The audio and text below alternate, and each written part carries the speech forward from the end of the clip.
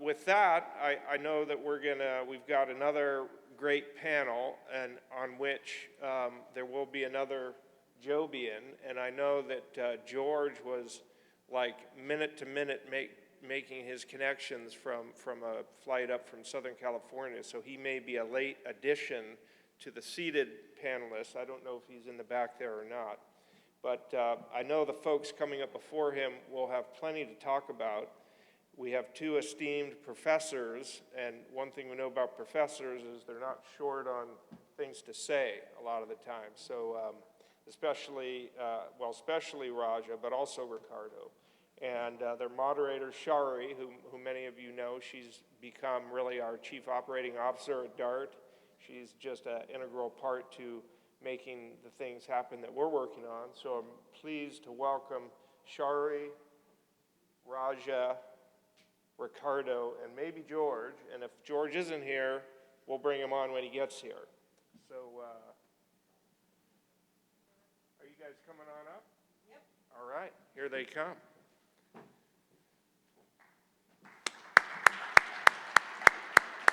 you. Welcome. Good morning, everyone. Josh. Morning. Oh, George is here. He made it. Yes. Good man. Planes, trains, automobiles. All right.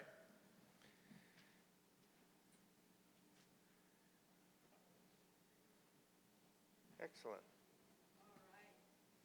Make sure that you can hear me. And if you're going to do slides, clicker, this is what. Yeah, so he starts the slide right there. Perfect.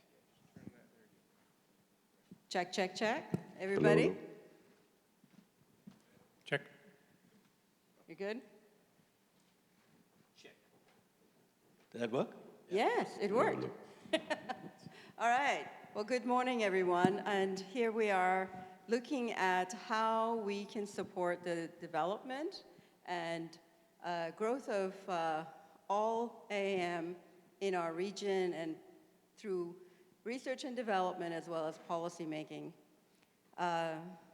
I appreciate the introduction. Some of you were here yesterday, so you already know me. But you also can find out about our esteemed speakers here with their bios on our website. Since we are in this beautiful Monterey Bay area, I'm just going to ask you one personal question. Everybody comes here to vacation, and here we are working. So I'm going to ask you each a quick question about your favorite spot to vacation so that our audience get to know you even more. Raja? Up in the Sierras, Okay. somewhere off Donner Pass. Somewhere we can't get a hold of you. Yes, okay. Ricardo? There is a nice little town here called Santa Cruz. I like that very much. Very nice. George? I have 3 kids under 6, so my new favorite place is this place I found in Oxnard, which is right on the beach, and you can let the kids run out to the beach while you sit in your hotel room and you can see everything. It's actually fantastic. So that's my new favorite vacation spot. Fantastic. All right. With that, thank you. Raja, we're ready for your slides. So let's get started. Would you like to stand at the podium? Yeah, I'll stand. Here, I'll give you the clicker.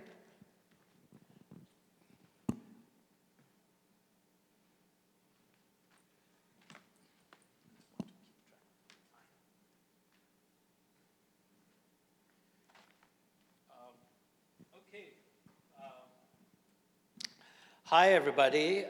It's a great pleasure to be here. I decided, I teach at UC Berkeley, and this is joint work with a lot of people, and I know Schwan is here, and Emin is here, and they'll be speaking at the poster session tomorrow.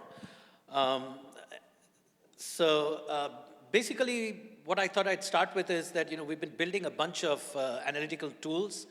One is to study things at regional scale. The other is to study fleet operations at a more microscopic scale, so we can understand what kind of transportation problems can be solved with this electric vertical takeoff and landing aircraft.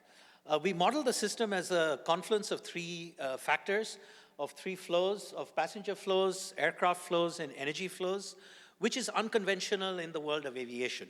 So if you look at the sort of air traffic simulators that get built in the world of aviation, they do not model the fueling of an aircraft. And they simulate an aircraft gate to gate. They do not model the flow of the passengers in the airport or the flow of the passenger as they arrive to the airport, right? And all of this becomes becomes important to study this factor.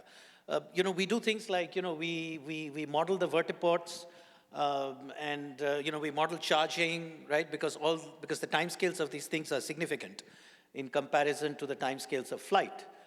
We shape demand. This particular curve is based on where we looked at a system where there's a vertiport at a downtown area, there's a vertiport in a major airport. This particular curve is generated by analyzing flight arrival and departure processes at LAX, so we can use that to shape 24-hour demand. Here's an example of the kind of analytics that we can get out of the Vertisim tool, where we can basically work out the anatomy of an aircraft, how it spends its time, the anatomy of a flight, right, where time gets spent. Here, this is a relatively short distance between downtown and airport. It's about 12 miles. We can do analytics of the fleet. And so you can see here the sorts of things that we calculate: revenue hours, repositioning hours, flight hours, aircraft utilization, charging hours, which is the new and significant thing that happens here, right? So you can see that a fair amount of time, even in this small leg, gets spent charging the aircraft. And then, these are some of the scenarios that we've been analyzing. So these three columns actually represent a situation where we can assume, that for this particular operator, the vertiport in the airport is private, the vertiport in downtown is also private, and therefore they can park aircraft there to charge. In the other scenarios, we're assuming that one of the airports is not private, that it's public. So it's a shared airport, so you cannot just park your aircraft and charge. And in the third scenario, we're assuming that both vertiports are actually public. You cannot park your aircraft and charge, and then you have to go somewhere else, and you have to charge them. So here you can see, oh, what happened? I went to somebody else's slides. To Ricardo's slides. Okay, let me go back. So here you can see that if you look at the number of repositioning flights, 771 is the total number of passenger flights that are going on. About 1,500 people are being moved here in each direction over the course of the day. And you can see the growth in the number of repositioning flights. In the red column where you have to go to some third place to charge the aircraft, there is a very large number, 775 repositioning flights, right? Nevertheless, aircraft utilization remains pretty good. The ratio of revenue aircraft miles to to the total aircraft miles, so on and so forth, right?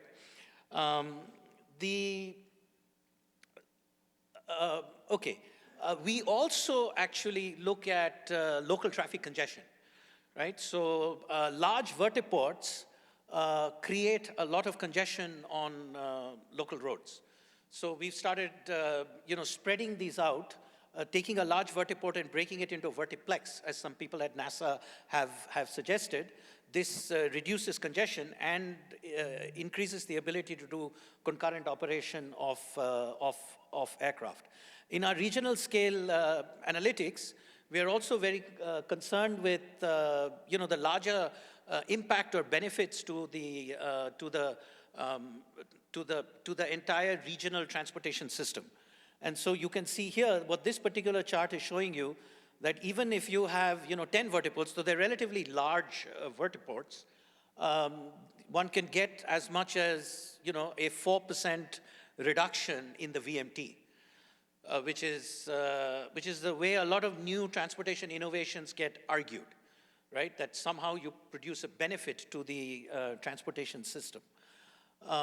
And then, sort of one can say that, well, these vertiports take up a lot of space. Yes, they do. If you build 10 large vertiports that can serve up to, 3,000 people an hour, 30,000 people a day, that's the kind of number that Uber Elevate had put out in its initial studies years ago. That takes up a lot of real estate. So then what we started doing was computing what is the amount of mobility I get per square foot of vertiport infrastructure. and compared it to the Bay Area rapid transit, that how much mobility do we get per square foot of BART infrastructure. So if we look at the number of passengers moved per hour per square foot, when you're doing eVTOL infrastructure versus BART infrastructure, the air mode looks quite good. So these are the kinds of analyses and questions that you are engaged in our aviation innovation research lab at Berkeley. And if I were to leave you with one thought, it would be this, that the UAM industry, the eVTOL industry, right, speaks of congestion, speaks of reducing travel time radically in urban regions at a price point of something perhaps like $3 a mile. And the argument that we're making is that if this industry is to succeed, if it is to get off the ground, then the value proposition that's being put forward today needs to be a step in a larger story of how this system promises to fundamentally transform the transportation system that we are all living in and using now. So I'll stop there. Thank you. Thank you, Roger. I wanted to just say one thing before we go with Ricardo's presentation, and that is, you and I are transportation engineers, so most people here may not know VMT's, vehicle miles traveled, and the measurements around that. So I wanted to just say that for one clarification. The other is that if you have any questions, there is a Slido, I think Josh mentioned that earlier, for you to post your questions, and then we'll answer those, address those at the very end. So thank you, Ricardo, with that.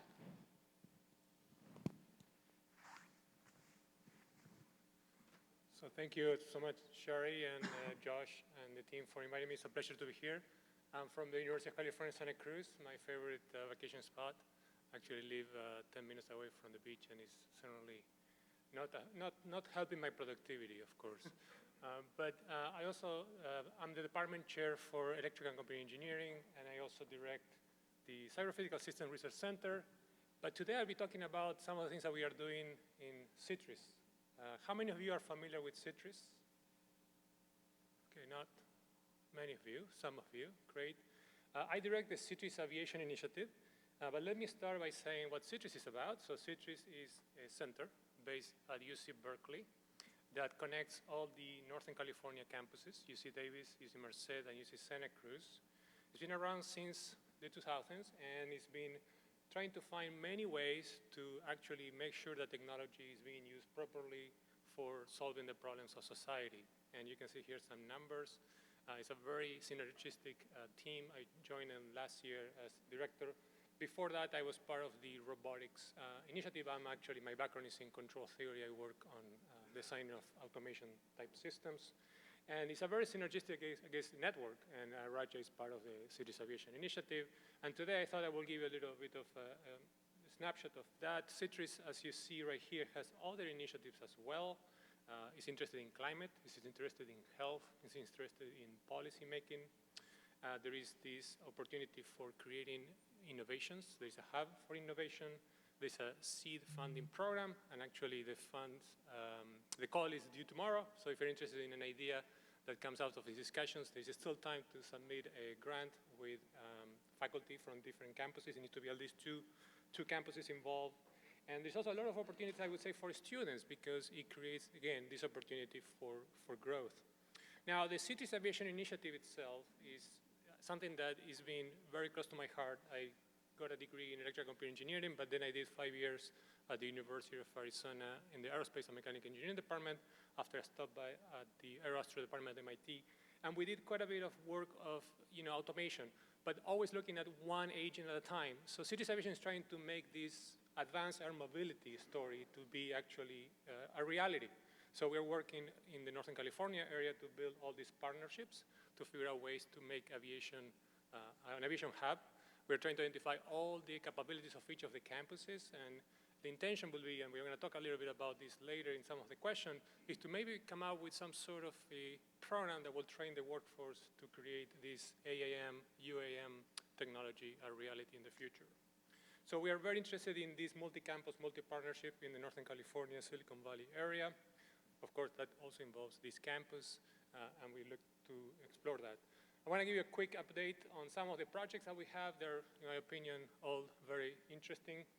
One of them that I really like is this project that we are working on.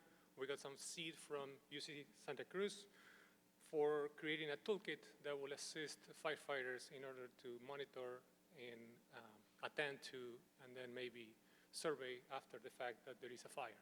And that's one of the, I would say, challenging situations because you are not fully under control because you have humans in the loop, and typically humans in the loop don't want to cooperate with technology the way you want them to cooperate, and it becomes more of a kind of a competitive game. And there is some challenges on how to introduce technology for firefighting because of the training and also the trust that one might have on the technology itself. Another project that I wanted to highlight, and actually that project is right here. Here is the a summary. We have different partners. Raja is also part of this project. The idea is to connect these different data sources. We are working with a company right here, planet.com, and other companies that provide support for air systems. And the idea is to create this system that will be non-intrusive, that will be essentially an advisory system for the pilots to provide guidance. Certainly, we are far away from making progress to get fully autonomous systems for firefighting. That's a big kind of challenge ahead of us because of the restrictions of airspace. But certainly, there is an opportunity there to create systems that are non-intrusive, and this is what we are doing here and working with CAL FIRE and other partners, as you see right here.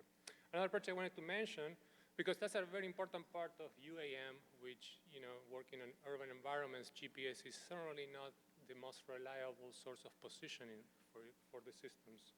And we're working with Air Force Research Lab in Destin, Florida, on a project that will give us an opportunity to come up with some sort of solution, an alternative solution to GPS, especially when it's not available or is very, very, inaccurate.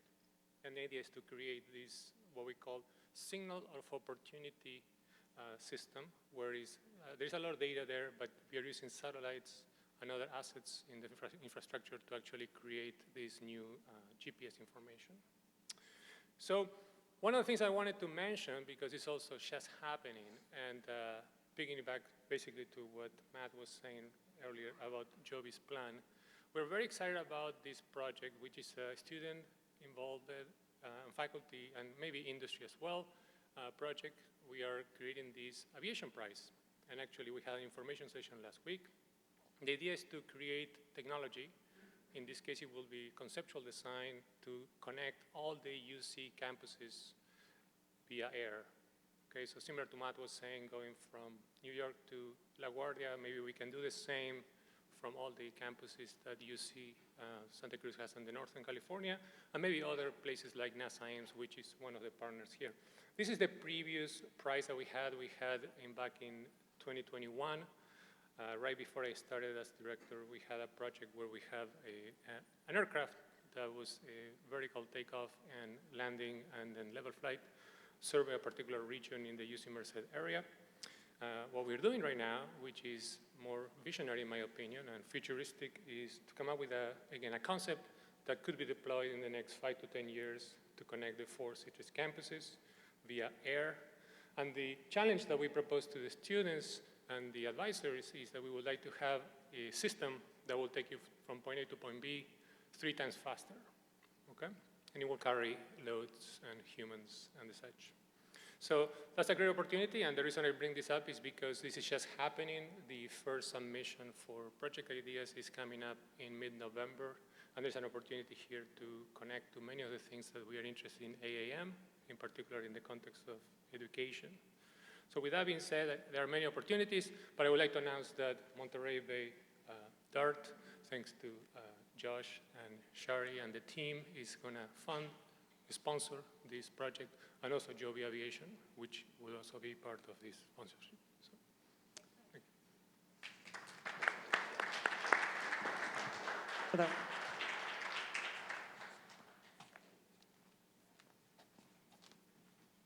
Roger forgot something. And I'm so excited about having the 4 campuses connected with a AM. I love the idea, so I can just go on that and go everywhere instead of having to drive, because that's the least thing that I like in my life. I don't like driving. So now, George, I've asked you this several times. When do I get to ride this thing? As soon as possible, as is the goal that I've announced. But no, the company, our targeted goal is 2025 certification to bring this into commercial service. And I think you actually, great question, because it'll tee off the point of this presentation. So George Kivork with Joby Aviation, I oversee the state and local policy. I like coming after the rocket scientists and the engineers, because I like to say the rocket science has been done and now they get to deal with the real hard stuff, which is the political science. So that is sort of in my bucket. What I'd like to do is maybe give you a 30-second overview of kind of what Joby is and kind of how we see the engagement rolling out and what is important to bringing this to market and bringing this to the community. As many of you know, if you're around the neighborhood, Joby has been in the business for about a decade, been testing in Marina, California for almost 6 years or 5 years now. And has already built 2 aircraft, one which we have already rolled out and have delivered to the Edwards Air Force Base, and the other which is currently at the facility. So this is built on our production line. We have a production facility that we have designed at the Marina Municipal Airport with the capacity to build up to 10s of these aircraft over the course of the next year.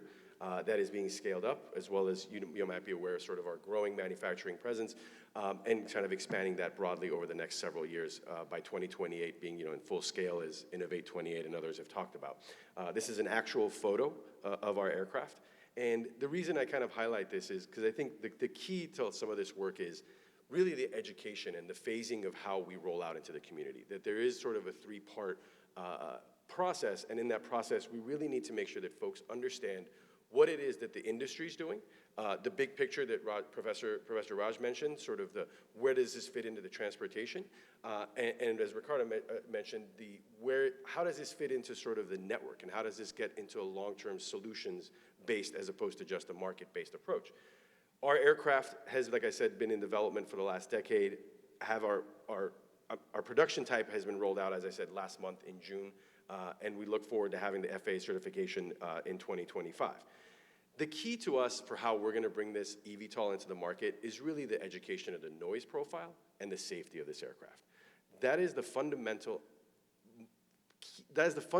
step for folks to have some acceptance and understanding of what this means for this operation in their community. Folks have an understanding of what aviation, general aviation, what airport noise is, what aircraft noise are, what helicopter noise is, generally. But it is our role as an industry to kind of get a real baseline understanding of where the noise profile fits in within the communities and why we think this is one of the key elements of bringing this forward. I like to throw this slide in just to kind of remind people that despite the amazing work we're doing, we still do face sort of a natural gut wrench from a city political lens where I've spent the last decade of an anti-tech perspective, right? There is still that salvo or that taste of things weren't so well done the last decade when it came to technology and integration in the communities. And to me, this is a reminder that it is our job as policymakers, as policy regulators, as people in the industry to kind of understand that backdrop when we come to the communities. Just because we have an amazing technology may not necessarily mean that that's going to solve all of the local community's concerns. And each community's concern is going to be very different, and there is no one-size solution. So to us, to me at least, and what I'm excited about being at Joby is we're doing this before we come to market. We're doing this now instead of doing this when we're operating the service. We're going into communities. We're building workforce. We have Cody on our workforce team that is building those relationships with developers, manufacturers, pilots, et cetera, to grow who we are within our community. So with that backdrop, the sort of next step forwards for us really are these 3 key pillars, which I kind of alluded to earlier. Educate the community so that you can empower them, so they understand what is eVTOL? What is this aircraft? It's going to do cargo. Some are going to be autonomous. Citrus is going to fly, probably autonomous, it sounds like, between campuses. There are some that are going to be just for emergency response. Some will be operated by individual companies. Some will be sold to private purchasers. Some will be operated by airlines. Getting folks to understand what does this business mean and what is eVTOL, I think is a really also key element to starting the conversation. Then you can start engaging and doing this type of work where you're actually looking at policy, you're actually looking at different community groups or different vehicles through which you can actually implement this, which leads to the last stage, and that's where you go to the policymakers, and that's where you work with Caltrans, CalSTA, the New York EDC, the FDOT, to actually understand what are the regulatory parameters that we need to kind of implement. On the educate and empower side, I really go back to, again, getting folks to understand, for us at Joby, what is the Joby aircraft? Why is this revolutionary? This is the safest aircraft that has been made in the sense of this is no single point of failure in this aircraft. Whereas traditional aviation, this is not how it's designed. We are operating in a mechanism where you have 6 propellers that can fly safely, independently of loss of 1 propeller, independent loss of battery life. There are redundancies upon redundancies that are built into this aircraft to make this incredibly safe. That, to us, is also an important part of the safety and the noise profile that people need to be aware of and understand and get familiar with before we start talking about flying between communities and between cities. The noise profile, this is, I will caveat that not all electric aircraft are quiet. We do know that electric is quiet. Anybody that's almost been run over by a Prius or a Tesla knows they're mostly quiet. But that still is an industry, we have to do our job to get folks to really see where this fits in within the spectrum of what they're used to. People might be accustomed to a UPS truck and a trash truck because that provides a daily service, and they'll be accustomed to a higher noise level, which is 80 decibels. I think I'm speaking at about 70, if not higher. Whereas the Joby aircraft at takeoff is at 65, which means at 500 feet, it is a conversation level noise. And in full flight, you do not hear the aircraft. It is completely inaudible. Again, going back to the educate, why do I highlight this? This means nothing in an abstract, that, okay, so you're 80 decibels, 40 decibels, I don't understand. It is our job to get awareness that 100 decibels or 100 times quieter than a helicopter means if you hear a helicopter for 100 blocks, you're gonna hear the Joby aircraft for 1 block. That, understanding that quantification and doing the education of all the work that NASA's done for the last several years, laying the acoustics around our aircraft and around our field testing to design and prepare these results, is our job as sort of at Joby on the policy team to get this out there into the community so that we can begin that sort of understanding. That was kind of what I mentioned earlier. This then leads to sort of the engage and the support. Again, this isn't the rocket science, it's the political science. So, you know, it's pretty straightforward in terms of the political leadership, the regulators, the community, the thought leadership, and the business leadership that we're going to have to build an understanding and a network with as we come out and implement into our sort of strategy for the next several years. Which then leads to sort of the implement. I think earlier we heard about SB 800, a great example of how California is leading the way. There are about 6 states that are kind of working towards this evolution. California really is at the forefront in terms of having several companies operating in the state, Overair, Whisk, Archer, Joby. So the ability to drive this within the region the groundwork has already been laid. But Alabama, Oklahoma, Texas, Utah, Florida, Ohio, Georgia, and Washington are preparing their implementation phase because they've actually spent the last 2 years working groups, developing an understanding the regulatory changes that are necessary, and bringing this to fruition. In California, we've got a governor who's leaned in on CARB to design an aviation mandate that will require that all aviation be pretty much carbon neutral by 2050, of which 80% will be sustainable, 20% will be electric or hybrid.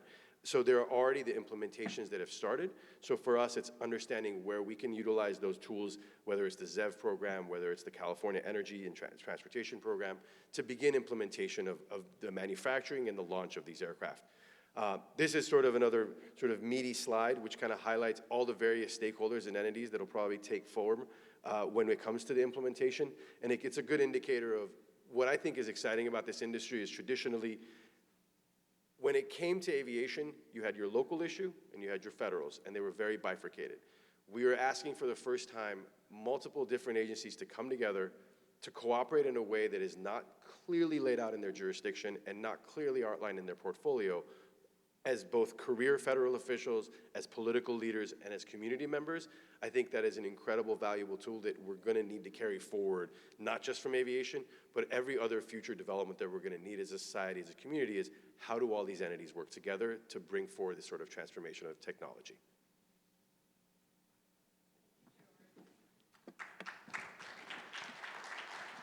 So 2025, I get to ride, right?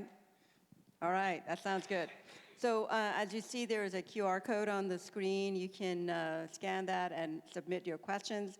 While you do that, I have a few questions for the gentleman here. So if you don't mind answering this question for me, in your opinion, what are the similarities and differences between the role of the private sector, industry, and the research and development taking place in the academia around AAM development. So I just want to, there are 3 different ways that I see this, and I want to see how you see them coming together and working together.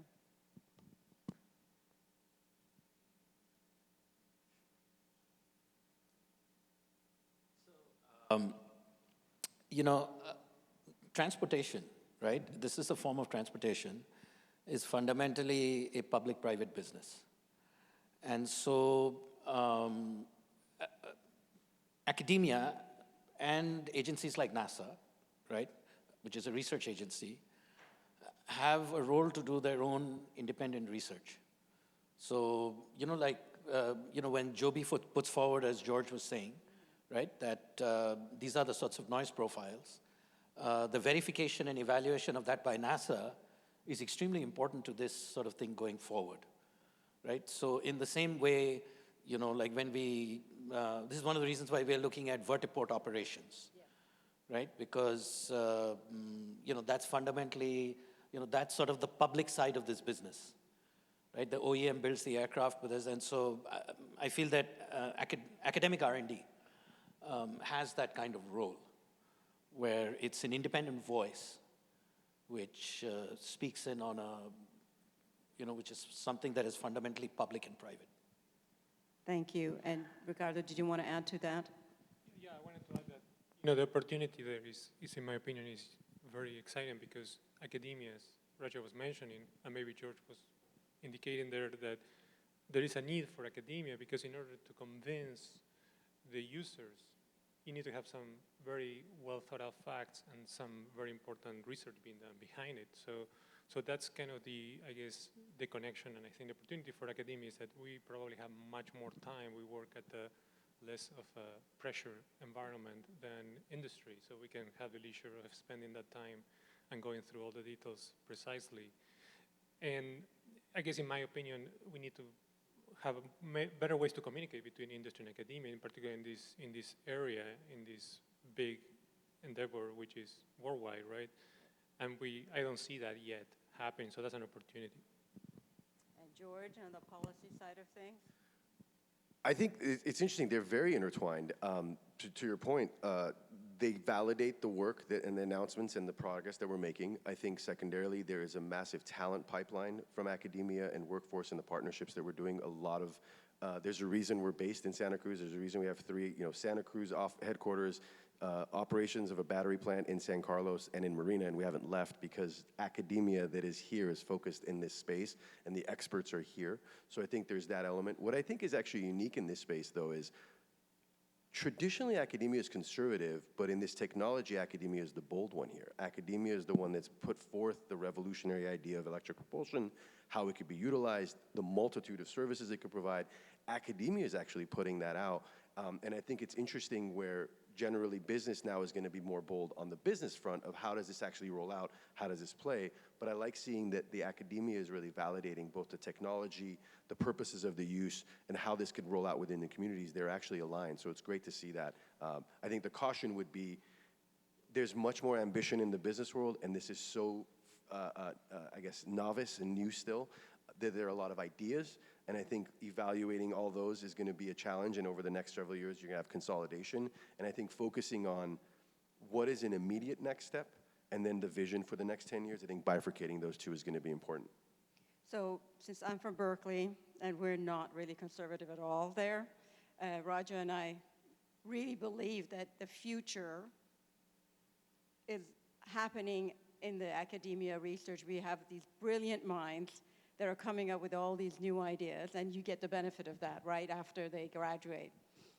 So I think it's important to recognize that some work that academia does is actually farther front of industry, because they're the kids that are bringing the future for us, the things that we have no idea that we will need. But so with that in mind, I want to ask the question of how does academia prepare the workforce of the future for AAM? Because they are the forefront. They have not only the opportunity to become resources, but they're all going to be the innovators of the future. So how do you see that role? And I'd like to start with you, George. I think this is actually a question that probably we'll address in our workforce conversation. I will highlight now that I think Joby has looked at this and designed a lot of apprenticeship programs and understanding. I think that the traditional route for what we are looking and how fast this industry is growing may not necessarily fit into what we're looking at for training students and training the future. When it comes to, for example, pilots, we're gonna need, the industry says anywhere to 40,000 pilots over the next decade. How we plan for that, starting from eighth grade on, I think that is an important element where industry and Joby is kind of planning for that. So to me, it is inevitable and important that we actually design those partnerships now, continue to develop those academies. We've standard up academies to start those types of work. So I think that's where we're looking at it from.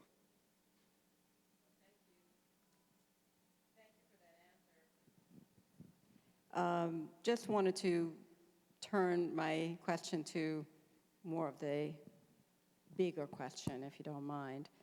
Who and where are the biggest champions of AAM? And how do we identify these influential individuals or groups and work with them effectively? Ricardo. For the question, I really think that one of the key champions is NASA itself, right? I look back when I joined UC Santa Cruz back in 2014, coming from UFA, and I was part of this big project called the UARC, which then became NAMS later on, and UC Santa Cruz is not involved, but that's not an issue. The issue is that, or the point is that we were able to talk to NASA very fluently. We were able to have a channel to work with them, and they were at that point creating the UTM at the very stage, work with many researchers there. So they are, in my opinion, a driving force, and they are right here next to us. They're our neighbors. We're talking about a very good set of collaborators.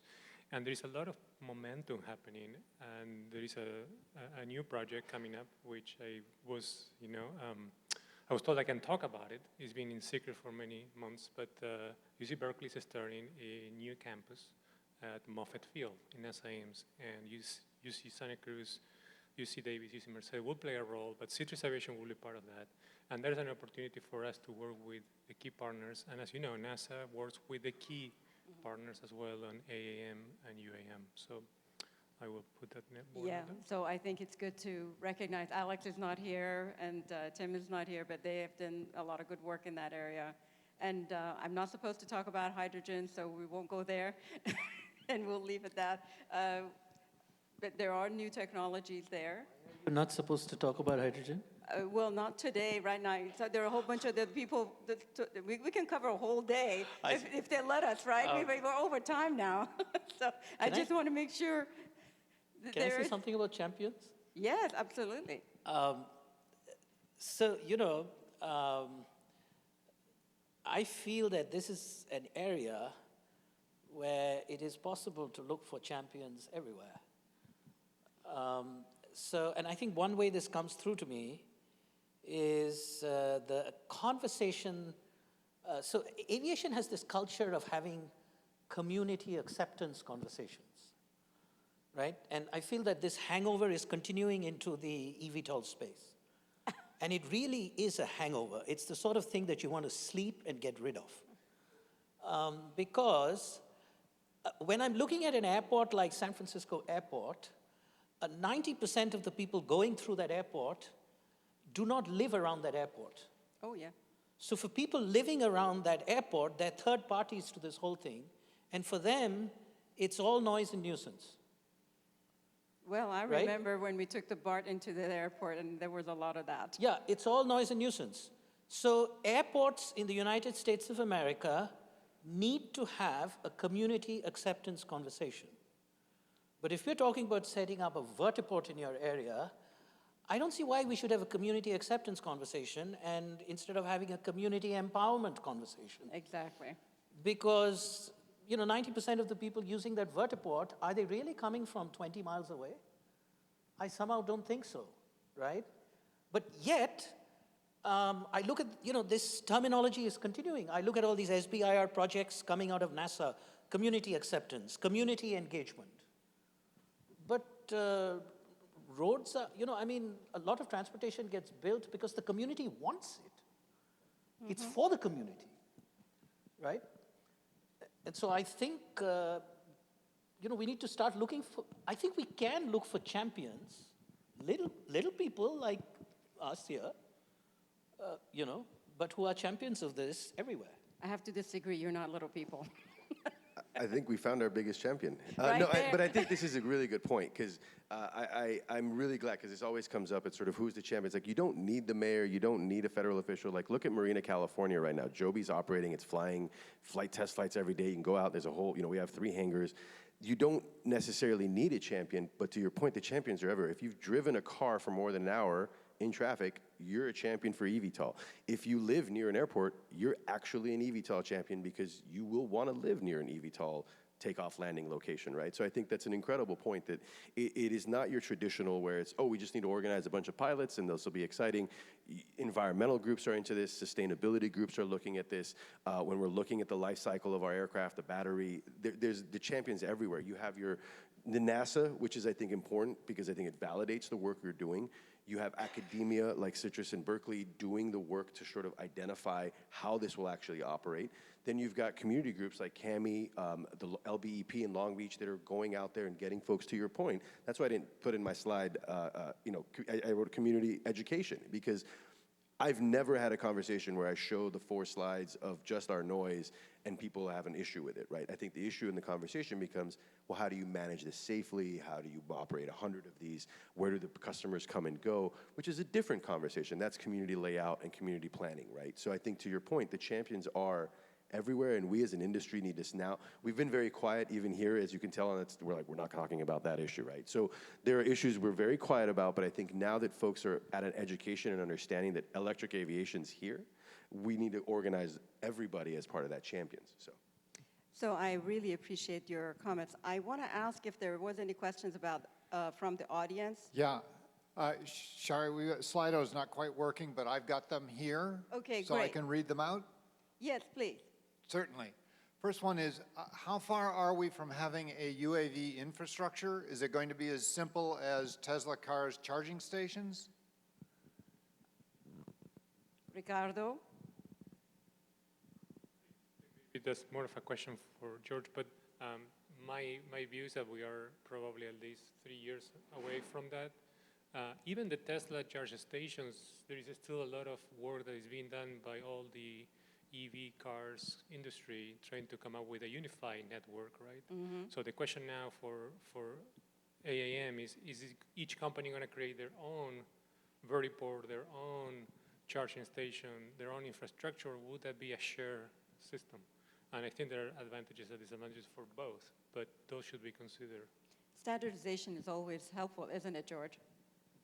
Sometimes. I think, but that's a great point. I like the question because it goes back to, I think you said UAV. I think, again, this goes back to education, right? Joby and electric eVTOL aircraft like Archer, I think one other one, already will operate within the existing airspace. So in terms of infrastructure, it's there. There's 5,080 airports in this country right now that are not being utilized. We don't need to build anything. We're operating currently from in Marina Municipal Airport. I think Archer's operating in Watsonville. I think Salinas has an operation. So the infrastructure's there. If you now want to land this at the convention center or at the parking lot outside, that infrastructure, you're right, we're probably a couple years away from that. But in terms of charging and operating, the footprint's there, it's ready to go. It's a matter of signing lease agreements with different locations at different airports, or having airports do their own infrastructure upgrades, or having the power capacity there. So we're not asking airports to change all their charging so they can have a unified charging, but make sure you've got a 600 kilowatt capacity so that when our aircraft arrives, we have the ability to charge there for 10 minutes. Next question. Okay, thank you. Other states have invested public money towards infrastructure on the scale of hundreds of millions of dollars to attract industry. How can California keep the industry in California?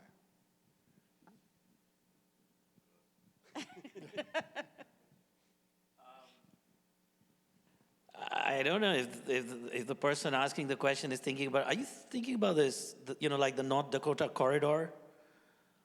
Where's the other one? There's one in New York, upstate New York, Upstate New York, right? yeah. Where you retain a major defense contractor like the Harris Corporation to lay out, 100 miles of radar and, set up a nice big room with lots of computers and screens and set up this corridor. And that's the kind of investment I'm thinking of when I hear of this, right? Well, I don't know if I want to credit the governor of California with an intelligent decision, but I'm certainly glad the governor of California never did anything like that. Because really, is that the vision that we want to put forward? That for this industry to go forward, we need to retain a major defense contractor to wrap a major corridor of land in radar everywhere and set up these major control centers with screens everywhere? I mean, this sort of thing, to me, is a dinosaur. That's not what we're looking for at all, right? I mean, so if you look at the UTM vision that came out of NASA, it was that, we should be able to use technology to build, coordinating entities that live in the cloud. And coordinate these things. And if we do want an operator involved, maybe you sit right here with a virtual reality headset to which, data is being piped and you're, managing it out of your office or managing it out of your room. So I feel, I'm certainly very glad if that's the kind of thing that we're thinking about, that California didn't go that way, right? Now that said, do we need infrastructure? Yes, we do. I think this UTM vision had been put out by NASA now some years ago. I think I was in the room the day it became a reality. But it's been, 6 or 7 years now since this vision came out. And we still, I think, don't really have a scalable implementation.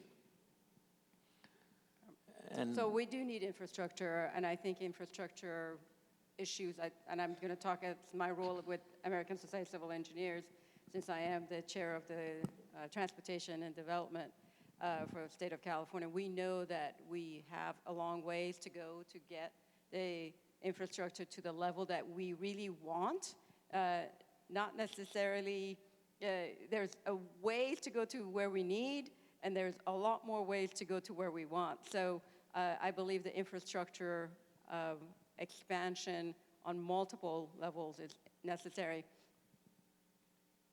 It's not going to happen overnight, as you all see how it takes time to get things done. But we do have a couple of things that are very important to note. California has taken on the broadband issue. It has taken on the electrification issue all at once. So that those two are pretty large projects, and they're going forward, in addition to all the maintenance projects that have been deferred over several years. So those are some of the things I can report on. So there's a, oh, go ahead. What I want to, just sort of say basically, I said a lot of things, is that what we need is a much, much lower cost solution There you go. than those projects. And that's where the community needs to innovate. Got it. Thank you. So there's a follow-on question here about what is the current state of readiness for California rural and suburban airports to receive and support AAM service?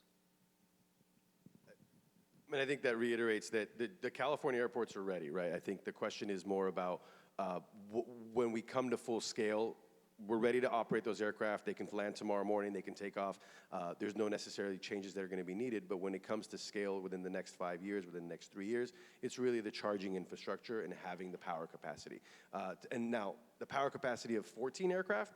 No. I think the power capacity of at least make sure there's 1 or 2 can land here initially, right? I think there's a question of a lot of planning that goes on where we're looking for the next 10 years. But the question is, how many aircraft are going to be landing at the Salinas Airport in 2028? Prepare for one. Now, things might change over the 10-year development because people will then start wanting to live near that community, grow out that community. Jobs may change. We may grow manufacturing there. And then you're talking about, sure, a different infrastructure at that point. But I think planning for the immediate is going to be the most important. And it's not much work for airports. The federal government has a $25 million grant program that they put out there so that cities can apply and airports can apply to receive funding to start doing that planning, because we know it takes, at least $200,000 for the city of Palo Alto or whatever to begin their airport to do that work, right? So that funding is there. I think in terms of what the state can do, it really is about this, to me as an industry, it aligns perfectly with the state's top goal, which is sustainability. We're getting rid of gas stoves, we're getting rid of anything gas related.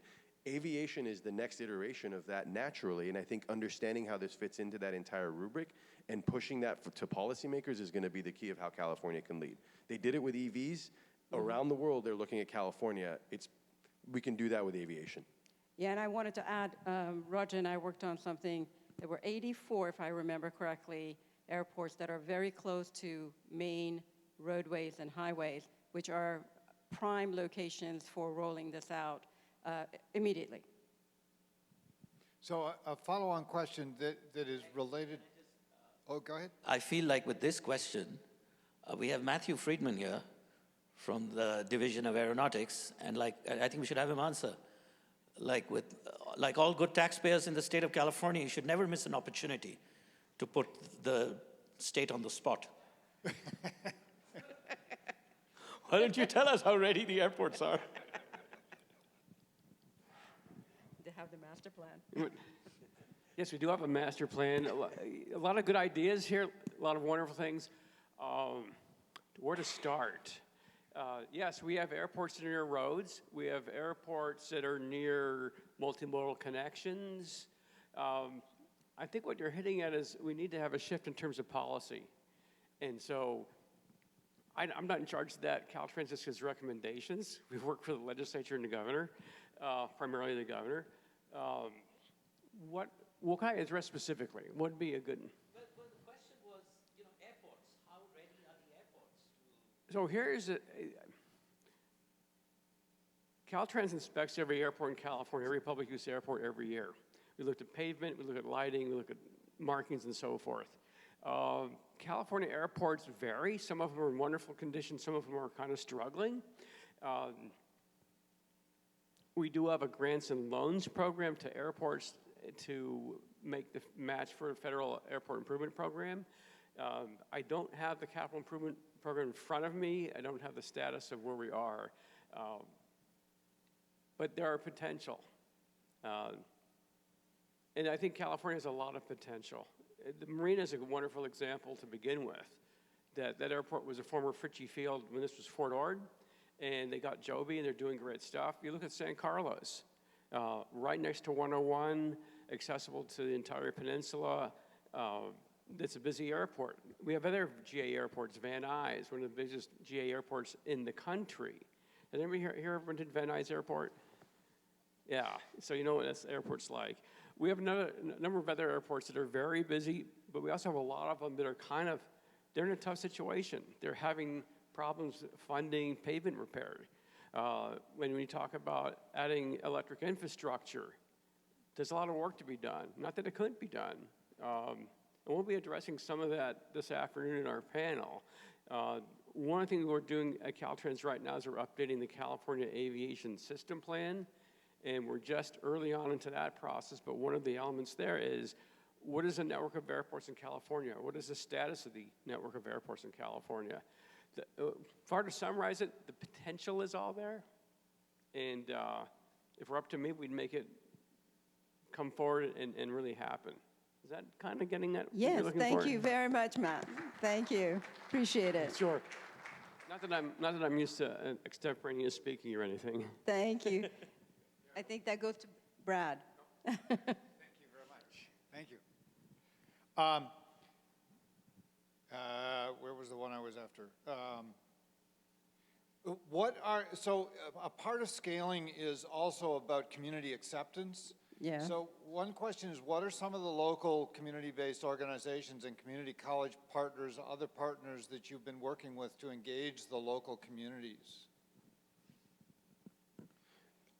This is a great question. So we've spent the last year, I'm based in Southern California. We've spent the last year doing a lot of work around the LAX community. And to your point, it's really great to have those conversations because you go in and show your aircraft. There's a the Southern California Association for Regional Congestion. There is the Citizens Advisory Council that was created. Actually, Adam Cohen from Berkeley was there with us where we presented to the Southern California, I think it was the Association of Governments. So it was at the Van Nuys Airport where they held the summit, which was great as well because people were really complaining the entire time as we talked about eVTOL. So those are sort of the groundworks, but a lot of the California airport associations, a lot of the sort of local community groups, when we look at New York, we've done meetings with borough presidents, Manhattan borough president, and they've brought together a lot of stakeholders and community groups. There's Stop the Chop in New York. My favorite is usually when we end these conversations, like I said, it ends with not about the noise of the aircraft, but how are you going to handle 100 of these aircraft? And what if there's 200 people every day coming and going? Is there going to be a lot of noise of people? Where are they loitering? Where are they waiting for their aircraft, right? Which is a different conversation than the noise or the community conversation that you're used to when it comes to aviation. Excellent. Thank you very much. There are a couple questions about workforce development here that be worth taking up. Does Joby envision using FAA certified maintenance techs for aircraft maintenance, or will its maintenance techs be specialized for only Joby equipment? I do not actually have the answer to that question, but we should save that for, I think, Cody's panel, the workforce panel later. Yeah, there are a couple of other workforce questions that I think probably best for that panel also. He gets all the tough questions. I get to show this quiet plane. I tell you it's already operating. You just need to give me a plug to charge it in, and then he'll tell you all the complications of hiring everybody and building it out. Well, thank you. I think we're about wrapping up. Yes, thank you. I really appreciate your time and your dedication to make it here, especially Roger with your injuries.